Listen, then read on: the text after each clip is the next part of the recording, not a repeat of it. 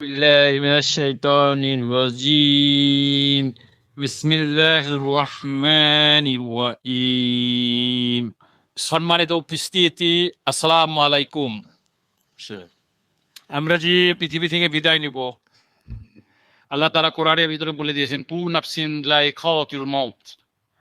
মৃত্যুর পেয়ালা প্রত্যেক প্রাণীকেই গ্রহণ করতে হবে, মৃত্যুর স্বাদ প্রত্যেক প্রাণীকেই গ্রহণ করতে হবে।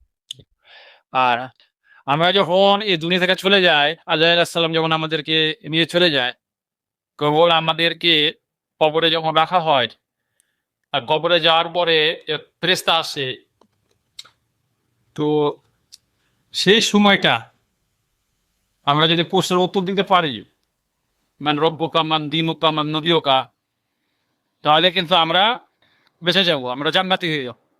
আর যদি আমরা প্রশ্নের উত্তর যদি না দিতে পারি, যদি বলি জানি না ফেরেশতা জিজ্ঞেস করবে জানি না, তাহলে আমার ঠিকানা জাহান্নামে। তো পৃথিবীতে তো মানুষ ততক্ষণ পর্যন্ত, যতক্ষণ পর্যন্ত আল্লাহ তাআলা কিয়ামত ঘটনার পর বিচার না করবে, ততক্ষণ পর্যন্ত মানুষ কবরেই থাকে। আর কবরে যারা জান্নাতে তারা ঘুমিয়ে থাকবে আরামের সাথে, জান্নাতের দরজা আল্লাহ তাআলা জান্নাতের বাতাস দিয়ে ঘুমিয়ে দিবে।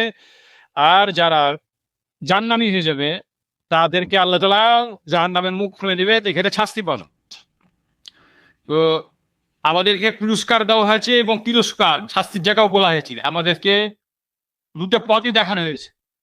তো আমরা কোন পথে যাব সেটা আমরা নিজেরা যদি নির্ধারিত না করি, নিজে যদি আমি না মানি, তাহলে আমারই ক্ষতি হয়ে যাবে। আমি যদি নিজে বুদ্ধি করে ভালোভাবে চলি, সঠিকভাবে চলি, তা আমি পুরস্কার পাবো। তো আমরা যেন সবাই পুরস্কারের সমস্ত বিশ্বের মানুষ যেন আমরা পুরস্কার পাওয়ার জন্য ভালো পথে চলতে পারে, এই জন্য আমরা চেষ্টা করি ইনশাআল্লাহ। আসসালামু আলাইকুম ওয়া রাহমাতুল্লাহ।